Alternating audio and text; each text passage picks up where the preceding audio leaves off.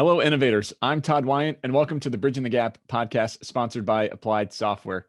You're invited to join our construction innovation adventure with a mission to propel this great industry forward. We are recording a special episode on a couple fronts today. First, I'm joined by two guests to unpack the highlights and themes from Applied Software's Digital Agility Summit that focused on helping to build digital resiliency for AEC firms to ensure a successful digital transformation. I got the honor of emceeing the conference, and it was jam-packed with a whole bunch of information. I'm joined today by solutions engineer and cloud infrastructure strategist Jason Schmidt and the director of innovation at Applied Software, Christopher Riddell. He's also the host of our sister podcast, the AEC Disruptors. And that brings us to the other reason why this is a special episode today. It is our first official crossover pod between Bridging the Gap and the AEC Disruptors. So let's jump right into the conversation. You guys push me along the way you want it to go. I'll take your lead. I'm just gonna let you talk. You know I can talk. So I know. I feel bad about that. We're gonna say this is our first crossover be. podcast, and Jason, you do all the talking. It's like, hey, look at this mashup. Now Jason's gonna talk for 45 minutes. You're making me feel bad, guys. Come on. I'm trying not to all the time. All right, well let's do this thing. So we just read our intro. Christopher, exciting that it's our first crossover pod. This feels like a big moment. Absolutely. I mean, I've had you on mine, I've been on yours, and then I think you tried to steal the show from mine. So I've been on yours twice. This was our way to compromise. I could still have control of the mic and still talk to you. So it's great.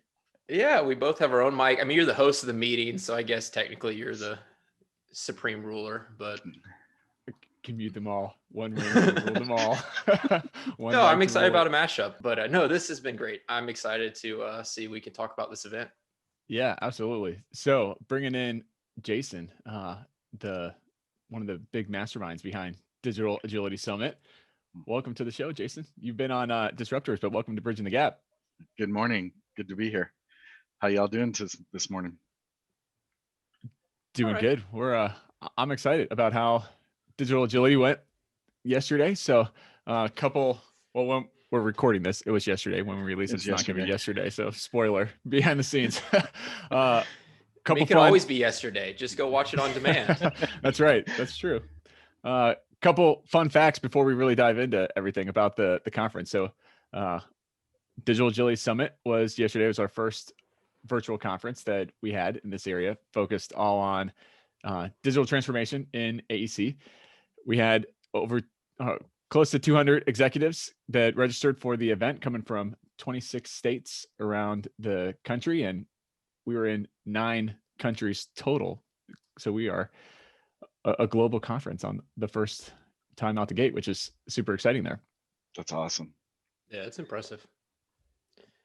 Jason, to kind of get everything going, so Digital Agility is the name of the conference. Mm-hmm. How do you define that? What does that really look like to you? You know, we get asked that a lot, and it means so many different things to different organizations. But I think the key is taking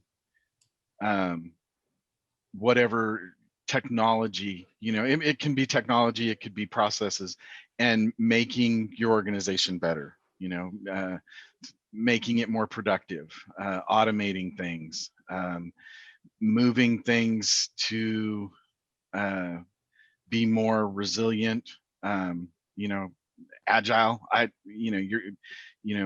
Making it so that you're able to make moves and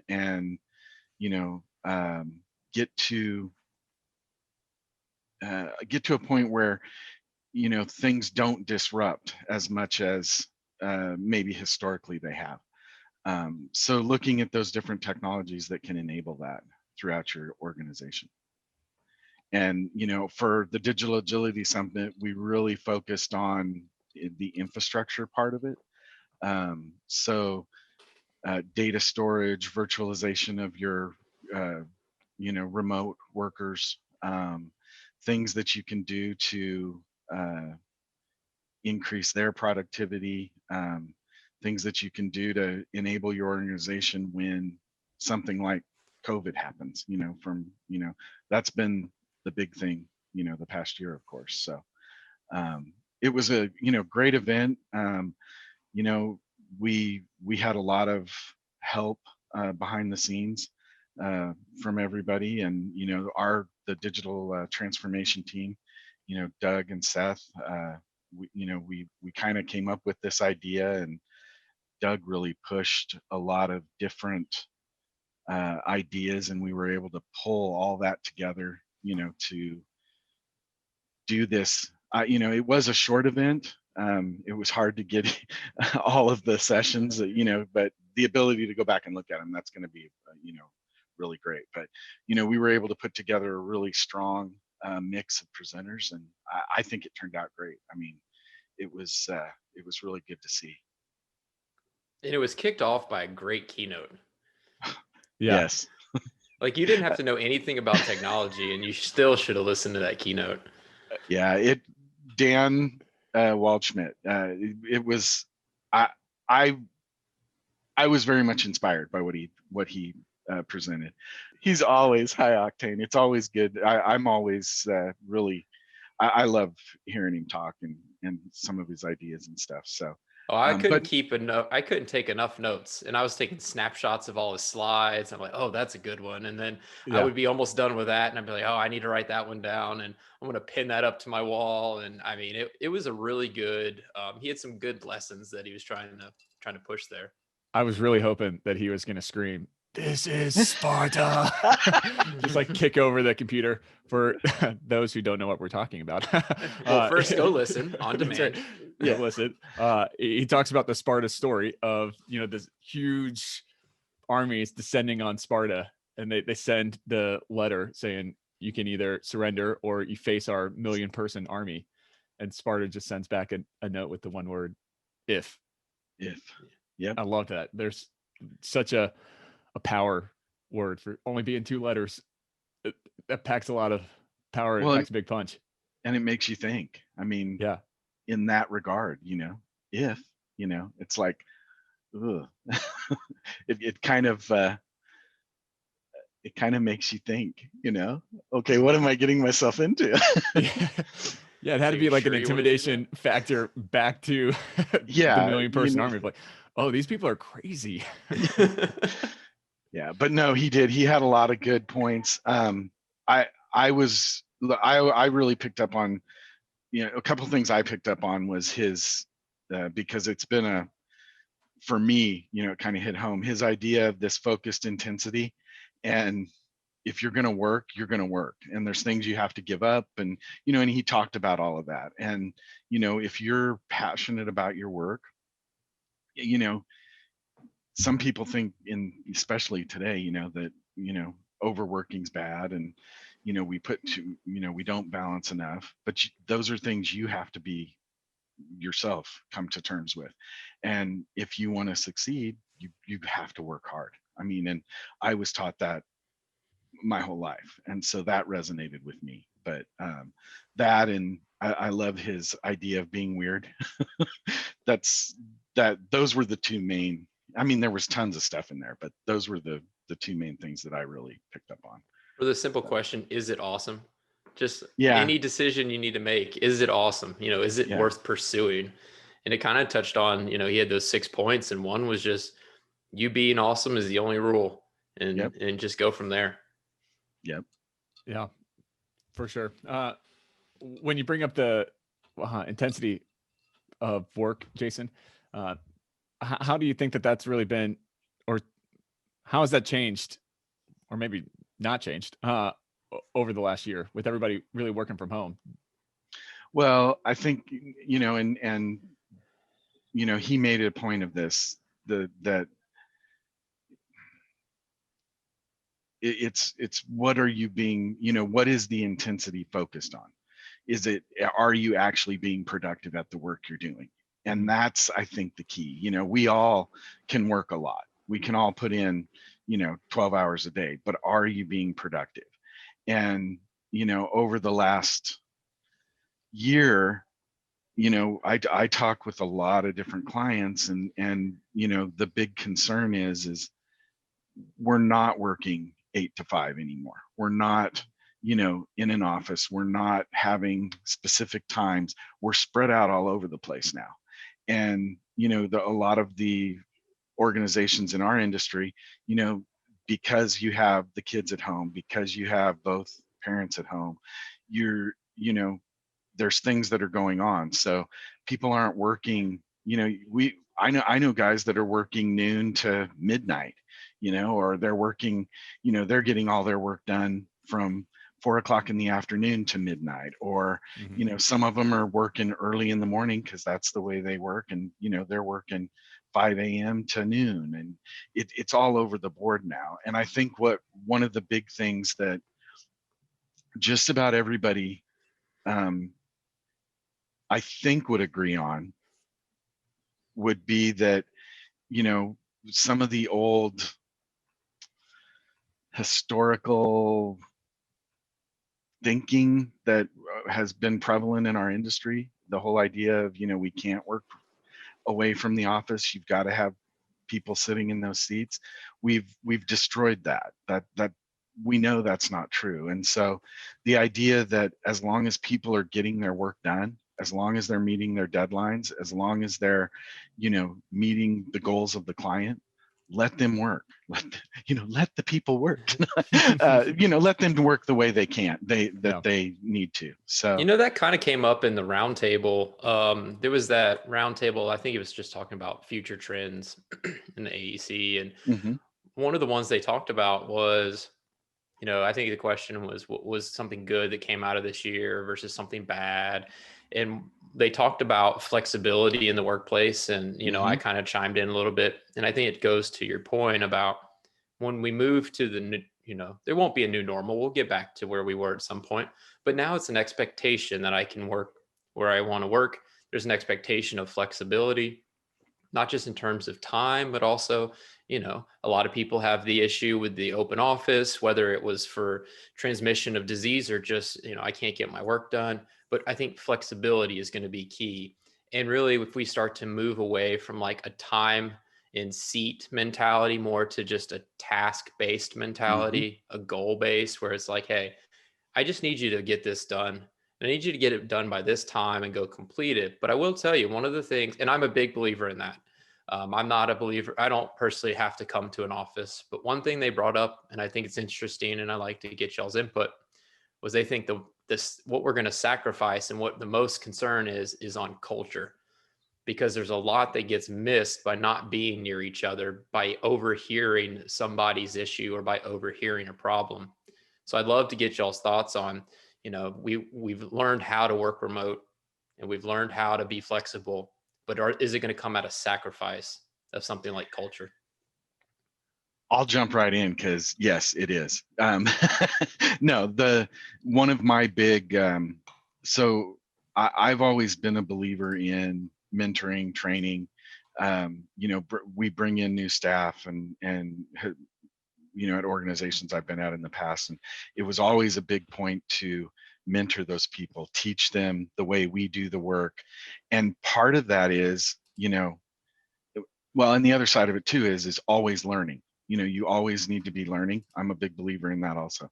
And one of the ways, that both of those things happen is the walk around the office, and I can't tell you the number of times where I would walk past someone and be like, just kind of looking over their shoulder, hey, how you doing?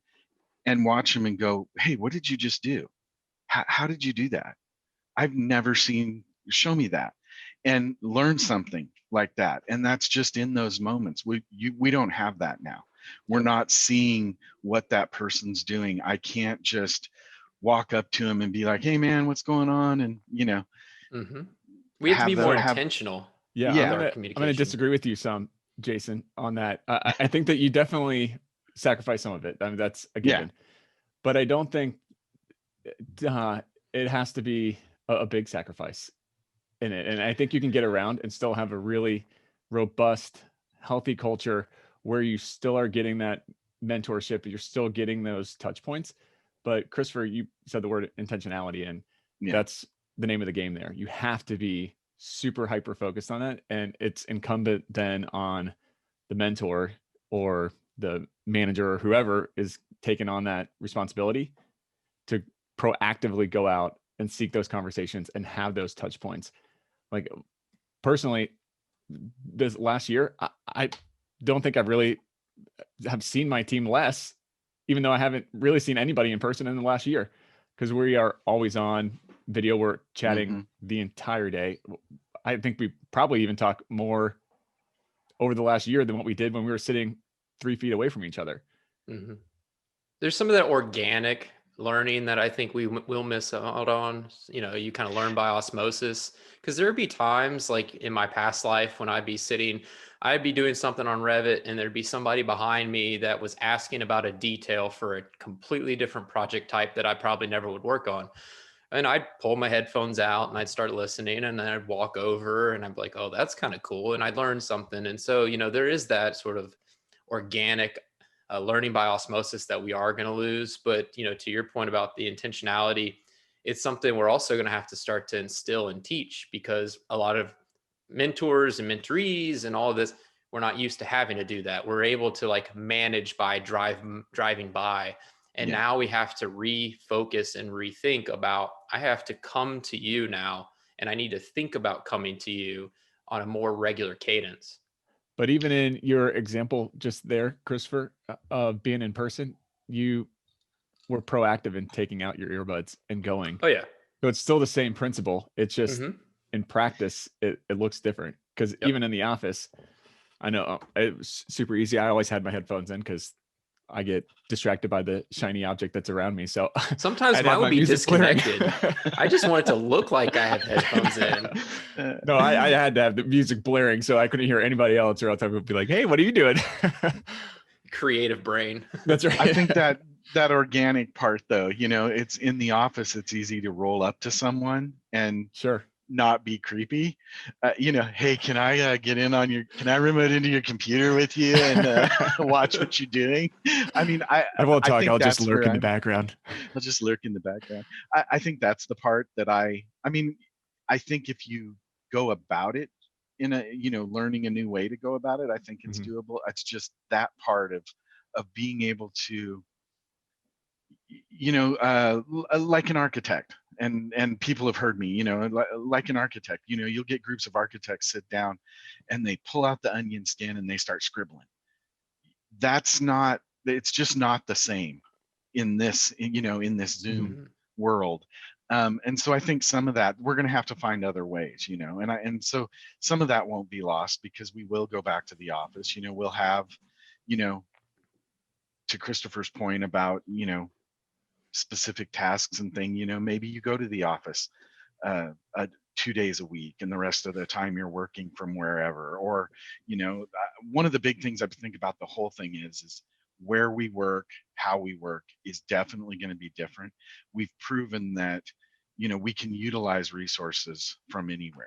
And so getting the correct talent, getting the right resources and putting them to work is going to be that's going to be like paramount on a lot of these organizations, where, you know, as before it was, well, who can we find within a certain radius of an office, you know, and, you know, so, but I do like your point of being intentional and task-based work. And, you know, I heard all kinds of things proposed from different people about, you know, what that office is going to look like. I think that's, you know, and there's some good ideas out there, you know. Yeah, there was a good breakout session, the leveraging disruption. It was from Stan Boness, and they talked about legacy thinking. Yep. Instead of the, you know, I think of the way we've always done things, kind of comment that drives me nuts. I hate. Why do you do it that way? Well, that's how it's always been done. Yeah, does that mean it's good? Like, there's this great story in, I mean, I won't go into full detail. It's like almost like a fable. And it goes to that point. And it's like, there's a young mom and she's making a pot roast and she cuts it in half and she moves the other half off to the side, and then she cooks half of it. And then her daughter, who's probably 8, says, "Mom, why do you do that?" And she's like, "I don't know. That's how grandma does it." So they ask grandma, "Why do you do it that way?" "I don't know. That's how my mom did it." They asked that great grandma, "Why do you cut the pot roast in half?" She's like, "I don't know why you guys do it, but my pot wasn't big enough." And it really goes to this idea of this like legacy thinking. If you don't question, like, why are we doing it this way, you're just going to continue on. And it may just be because, several generations before didn't have a pot big enough for their pot roast. Yeah. And so I get so frustrated when I hear, "Oh, that's just how we've done it." I'm like, nah, gotta do it better. Well, an unpopular opinion is, and there's a lot of organizations in our industry that are stuck in that. That's the way we've always done it. That's how we're going to continue to do it. And that's going to be detrimental for those organizations. They're not getting on board with new technology, with training on whether it be applications, whatever, new workflows, new processes. They're still stuck in that old way of doing things. And unfortunately, they're not going to be around a lot longer, in my opinion. And change is hard and scary. In that breakout session, there was a great line that they said of you have to have people in your organization that are comfortable in the chaos. In the chaos, yes. And I love that. It also made me kind of think of Batman, that some men just want to watch the world burn. But besides, maybe don't have the Joker in your organization. But I just loved it because chaos and disruption seem scary, but in my mind, in times of disruption, that is the moment that you need to transform. And there's the greatest potential for opportunity when things are being disrupted. Because why not change the deck? Everything is being changed on you regardless. Christopher, you had I'm going to ruin the line now, but disrupt yourself before somebody else disrupt you on one of your episodes. Absolutely. And that has stuck with me since. It's a great line. Well, something else that came out of that's very similar is like, never let a good crisis go to waste. And I mean, in a way, what they're really getting at was there was a lot of people that were thrust into, there were a lot of people that thought I could never work remote. My firm can't do it. And they have since learned, because they had to, oh, wait, actually I can. And so, they are making the best of what was a bad situation. But yeah, the idea, for us to be sustainable as an organization, as an industry, you have to be able to consistently disrupt yourself, because the moment you become stagnant, that's when there's outside forces that are looking at you. The architecture industry, specifically AEC, I guess, in totality, is prime for disruption. We have these startups that are trying to make their way in and trying to automate our work. So we need to be thinking of those things before, someone does it for us. Exactly. And the idea that with a lot of these new technologies and the automation of a lot of these processes and things, you can't continue doing it the way you did it. You have to jump on board. You've got to learn those new workflows. And what a lot of organizations find is it helps them be more productive. They actually, and that's the whole idea about all of this stuff is productivity. Why, if you can take away a process, a manual process, or you can reduce the number of steps that it takes, those are things that make your workers productive. They can focus on the real work. Back to that whole at the beginning, focused intensity. Focus on the things that matter. Take away the stuff that, doesn't matter.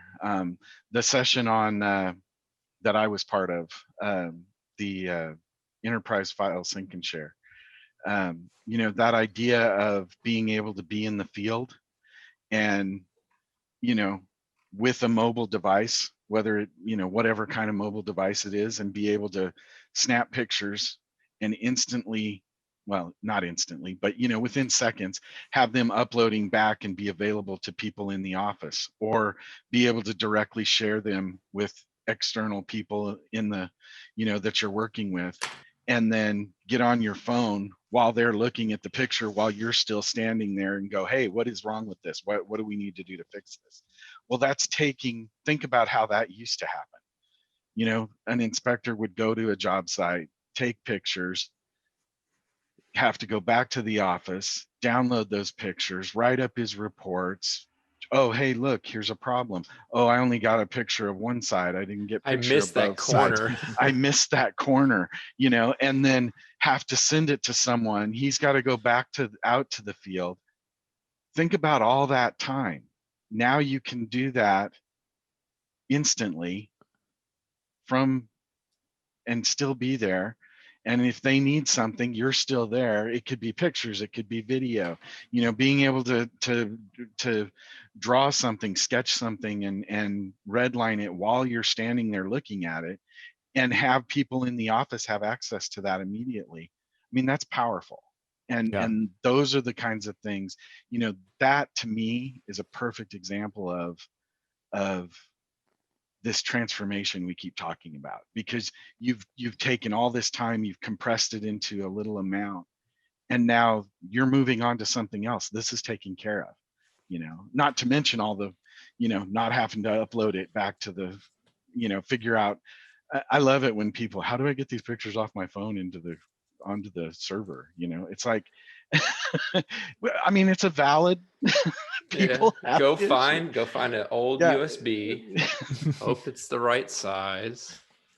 But so again, that idea of transforming, and that idea of taking on some of these new things, I that's what this is all about. I'm curious for both of you, do you consider transformation as a destination, or is it a journey that you're continuously on?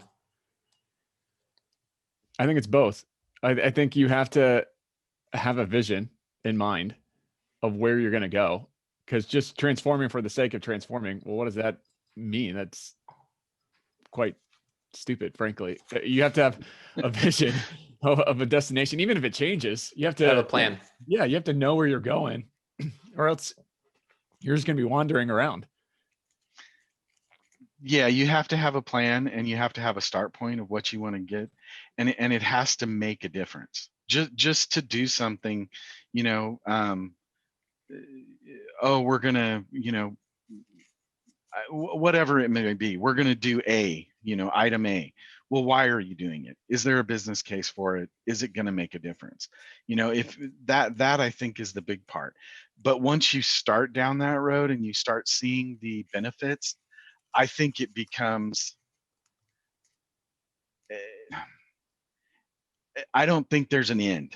I think you start to make steps, and you begin to get better, and you begin to see productivity, but then it's always going to be changing, because there's always going to be something better. There's always going to be a way to do it differently.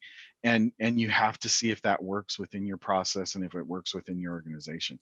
And so I think the opportunity is that it becomes a continuous improvement, that you're always looking at, okay, we're improving again. All right, we're improving again. Yeah, you're running sprints. Yeah. Yep. And I think it's a lack of will of trying to get on that journey, or is it a lack of vision of having that clear roadmap? Or maybe it's just overwhelming. Yeah. If I had to, like, my opinion, when I look at some of these, some different organizations, and talk with people I know, good friends that I have, some of them don't always understand, a lot of leadership is focused on, billable hours. Are we billing the client? Are we getting projects done? Well, that's important. You have to, but you have to look at how do we, what can we do to be more productive, and it's not always about hiring more people. It's not always about adding a piece of technology. Sometimes it's about training. Sometimes it's about changing the way you're doing that. Again, what are we doing to, increase productivity? And, a lot of, historically IT was not, IT technology groups, whatever you want to, however you want to refer to them. They weren't specifically part of the business. They weren't involved in the planning. They weren't involved in the, it was like, well, we want to do this. How can we do it? And, it was kind of a side thought. That's changed. A lot of the leadership is coming to these technology leaders and, well, we need to be able to do this. How can we do it? Can you help us?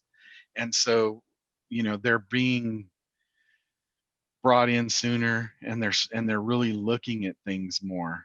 And I think leaders, business leaders, being able to bring the technology leaders to the table, I think that's going to help establish that. What does that vision need to be? Well, everyone knows what that vision needs to be if everybody's together and on the same page. Historically, I don't think there were. IT wanted to do this, technology wanted to do this, or you had silos, little groups of that were doing certain things very well, but not everybody knew. And now we're starting to see all that come together, and the leaders are trying to be on the same page and push things. And break it into small pieces. Cause I think for some, it's like, I don't even know where to start.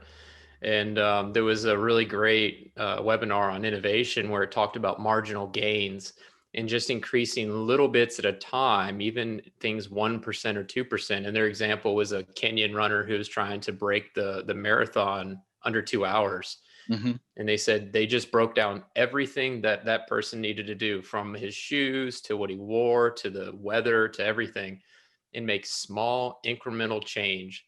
And you get those small marginal gains, and over time you will find yourself making huge improvements. And I think it applies to digital transformation.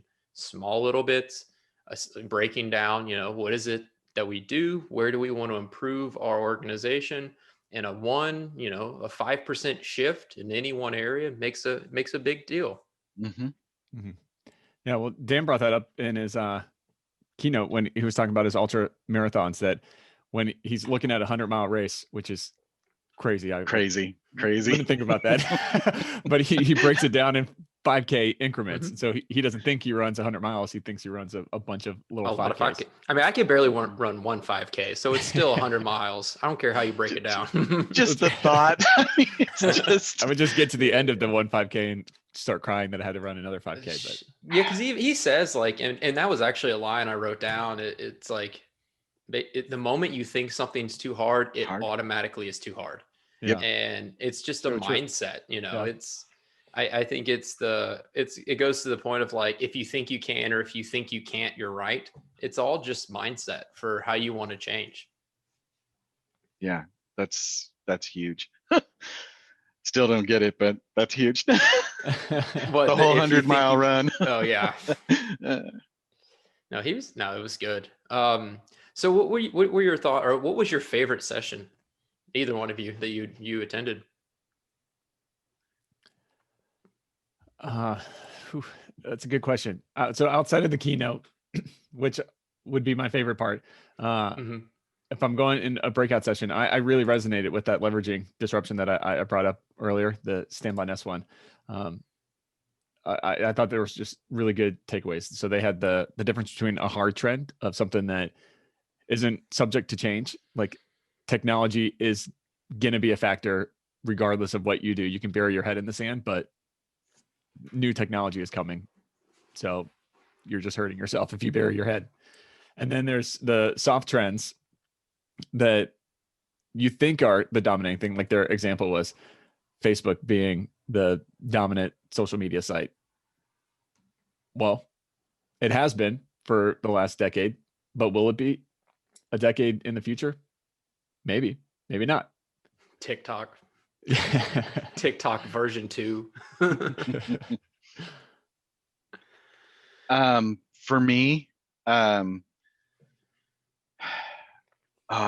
was good stuff in quite a few. I'm excited about the WVD, the Windows Virtual Desktops. There was the session on that. That was really good. Showing all the benefits, and the ability to do, for pooled resources, and just how easy it is now with some new management tools. Whereas before, historically it was a little difficult to get those things up and running. But I also really like the what was it called? I apologize. Put you on the spot. I know, and I wasn't ready. The Microsoft presentation about practical applications of machine learning and augmented reality. Mm-hmm. He had some awesome examples of, today, things we're doing today, where, being able to optimize manufacturing processes with the use of video and pictures, millions and millions of pictures instantly being taken on these lines. And you have models that are, built, and the utilization of the AI to look at those pictures and machine learning to find flaws that even humans couldn't find. And so being able to increase, productivity. That's a cool technology. Image recognition. Yeah, it's crazy. And they've taken it to even more, where now you can point a camera at anything and have, using machine learning, have it, know that somebody's on a phone and they shouldn't be in a warehouse, or construction safety. Yeah. I mean, there's just so many uses, and he did an awesome job breaking all that down and giving specific examples and what they're doing, and, not the technical how they're doing it, but that high level of what's going on to be able to produce that. And I thought that was really good. And then he shared some really cool things on remote help. So, being able to assist where maybe there's not a lot of technology in some of these, industrial places, things that are happening where people can use AR. And, he made the comment that they're able to do this over low bandwidth, which I thought was remarkable. And, literally be able to hear a technician who's across the country or across the world and see him and him showing you what to do and what to take apart and what to fix. I mean, that's game changing. Mm-hmm. Being able to do that, on the fly with an expert over your shoulder, basically, so I really enjoyed that one. I think that's when everyone should go check out, and because it has practical application in, a lot of our fab stuff and mm-hmm. In different areas like that, QA, there I think there's a lot of practical application there. It was interesting you mentioned like the over the low bandwidth, because that actually came up in the roundtable where they talked mm-hmm. about one of the biggest issues that we face and things that actually sort of reared its ugly head in 2020 was how there's a severe lack or disparity in access to the internet. Yep. And, in these more rural areas, these schools are suffering, these folks who are working from home just don't have reliable internet. And we never mm-hmm. thought about it until now, when everyone was on the internet, and, things that we take for granted. Mm-hmm. I take my internet for granted, just like I take probably my clean water for granted. And it's something that we're going to have to continue to push forward to be able to get this infrastructure out so that we all kind of level the playing field a little bit. Yep. 100% agree. There was a article I read just a few weeks back. I'm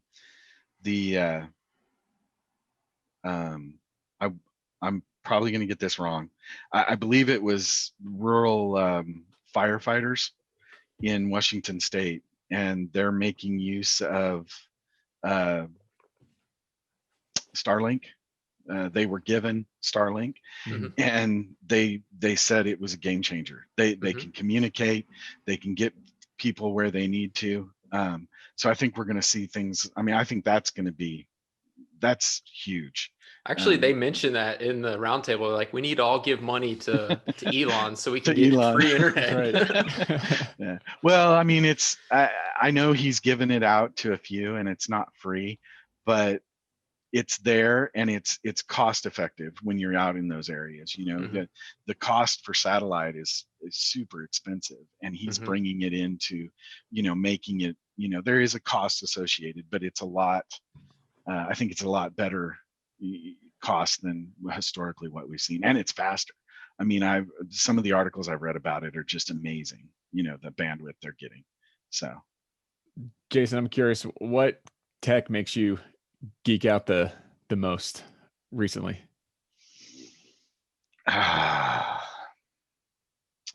You can let your weirdo flag fly here. Be weird. So truthfully, for me, because of my background, it's enabling, I mean, for me, it's the virtualization aspect. There's things that we can do now, and I don't need a $5,000 computer sitting on my desktop next to me.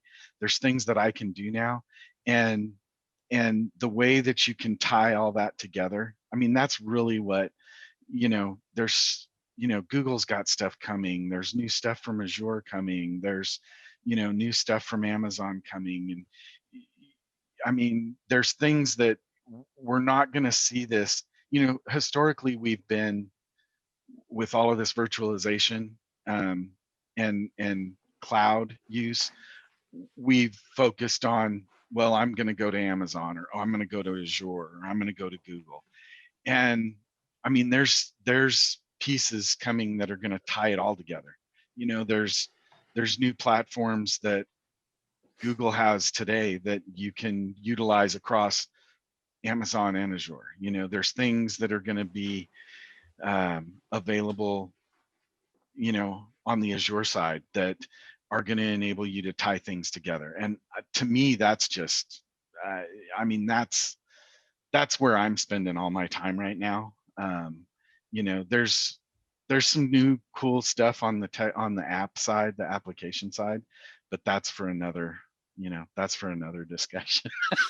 But I think that's the future, is like platform technology, because there's all these like point solutions that work really well, and being able to tie it all together, to your point. I don't mind having 1,000 tools that do 1,000 things if I have one place to go to see them all.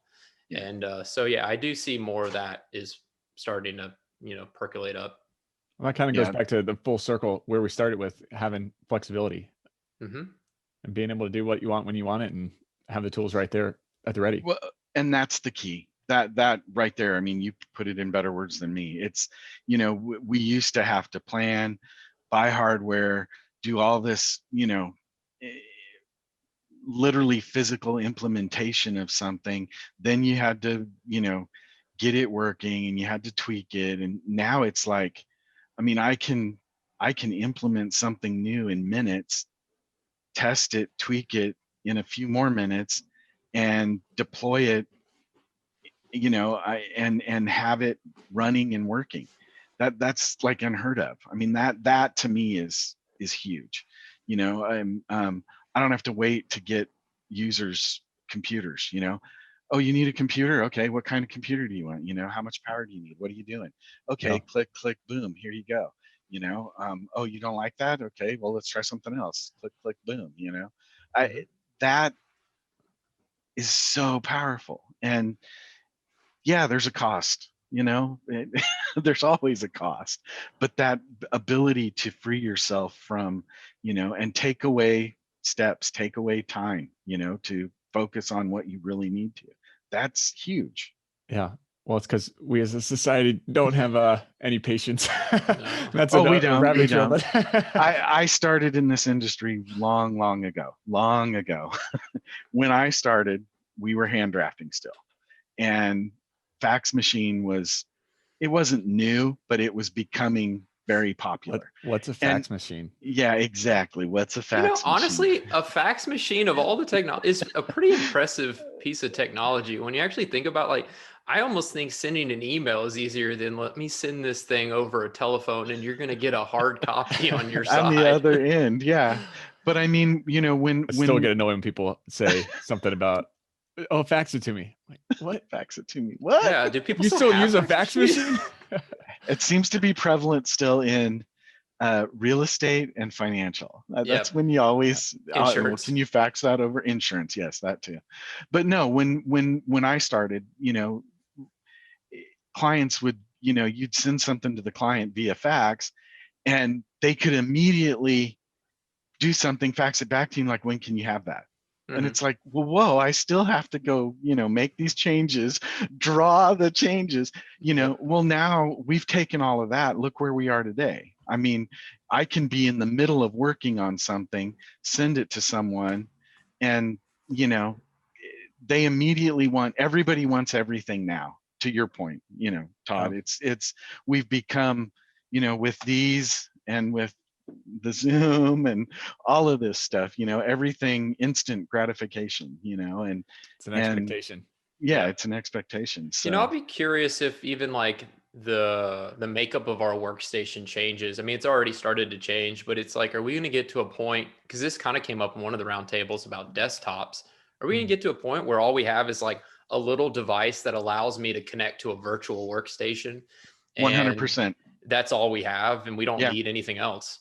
100%. We're going Andy to brought be that up in the roundtable, that he doesn't even buy any new computers at all. Yeah, Andy Knopf, he brought up that, he hasn't brought hardware. I don't remember how long he said, but he's like, it's not fun anymore because I don't get to buy hardware. We don't get to buy that cool new hardware, But no, that's 100%. At some point, what you're going to see is monitors. You're going to see stations, benching stations, places to go where you just set something down and, pull in and go, and you're good to go. And, you can access these, even today, all you need is a browser or a client, or, and that's iOS, Android, a Chromebook. And just give me a monitor with a small operating system built into it, and I can just connect anything. Yeah, a tablet. I mean, that's going to be, that's where we're headed. I mean, we're there today in some regard. You can access workstations while on an airplane over airplane Wi-Fi. You can access a Windows 10 workstation and do your 3D modeling. Well, that was unheard of, a few years back. People would be like, what? No, well, yeah, we're doing that now. So when are we going to do that here? Because I have some programs I need over. I'll make a phone call. I need a virtual station tomorrow. Well, I mean, I've even, on our personal side, not just work. I think it's going to become relevant on our, in our personal lives. I have a college son who needs a hefty laptop to run engineering applications. I'm not going to buy him I'm not going to buy him a workstation. He's going to use his, whatever 5-6-year-old MacBook, and I'll prop up a virtual workstation for him, and he'll log into it and do what he needs to do. It's like, why spend the money on, again, I don't need geez, Dad, can't I get a new one? Can I get one with super cool neon colors? I'll give you a website to log into. It's just as cool. Exactly. Well, landing the plane here, any other takeaways from the conference? When are we going to have a second one? Yes. When are we going to have a second one? In a year. Give me time to recover. Yeah, relax. We got MVP for us. It's gearing up. I don't know. I just, I think it was great. I really appreciate everybody's part. I think the team did great. Kudos, Todd, to you and your team for, pulling it all together. And I really, appreciate all the presenters that were there. Panzura, Stanbon-Ness, the Microsoft people. It was great. Our internal people, and then all of the guests we had. Just a lot of good information. I think we've already started thinking about, for next year. Part 2. Not gonna lie, part 2. Maybe it can be bigger and better, well, but no, I to circle back on some of it, for there's some exciting things going on in the Panzura realm. we've got some things to look forward to there. That is going to be continue to grow and be really relevant to the AEC industry, in my opinion. I mean, so yeah, I'm looking forward to the next one. This was a great Bridging the Disruptors episode. I like Bridging it. the Disruptors. But yeah, we got to do another crossover pod. Oh yeah. No, we should just from now on just do 2. We'll just have a crossover. It's a permanent mashup. There you go. So my final question, I always ask everybody, and we're gonna do it here, even though it's a crossover. What does innovation mean to you? I knew you were going to ask. Go first. It's finding, for me, it's finding something that helps you be more productive. And that can be technology, that could be a change in a workflow or a change in a process. I mean, that really is always, looking for something to improve on your productivity. That's for me that's for me is what it is. Nice. And I know there's a lot more to that, but simplifying it, that's for me what it is. Yeah. Well, I think that's a good answer. Our director of innovation should have a pretty mind-blowing have a answer. better one. I want a dissertation now. Come on. That's right. All right. How much time do we have? Lay it on us, Christopher. Let's start in the beginning of innovation starts with the letter I. No, I honestly, I look at it as pretty simple. I think it's the discovery, development, and transformation of new knowledge. No matter what it is, we're consistently looking for new ideas, new thought. We're developing them, and then we're transforming, whatever our application may be. And a new internal thing that I'm trying to push us towards is this idea of explore and exploit, being able to exploit the present in your current business models and be able to explore the future so that you can sustain long-term growth and success. So discovery, what did I say? Discovery, development, and transformation of new knowledge. There you go. Nice. I like it. Awesome. Well, thanks for taking part, recapping the event, and Christopher for doing a crossover pod, and Jason being a part of this historic event. Oh yeah. Thank you very much for having me, guys.